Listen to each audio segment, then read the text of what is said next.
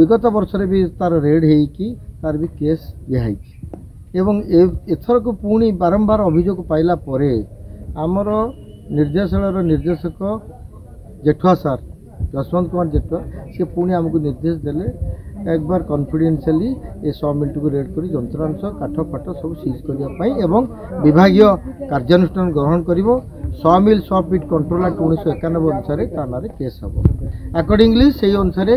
local SP local IIC एवं Dhamnagar range रो staff समस्त को लेकिन आज गोटे सक्सेसफुल चढ़ऊ है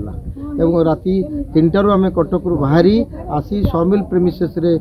6टा बेले पहुँचलु एवं 6टारू रेड स्टार्ट है आईआईसी आम पाखे थिले एवं एसपी तत्वावधान ये सब रेड है यह एक ग्रांड सक्सेस है सबू जंत्रपाति काठपात सबू सीज करागला एवं विभागीय स्टाफ को द्वारा 100 मिल 100 फीट कंट्रोल एक्ट 1991 अनुसार ना गोटे केस करागला एवं जी सीज जंत्रांश होती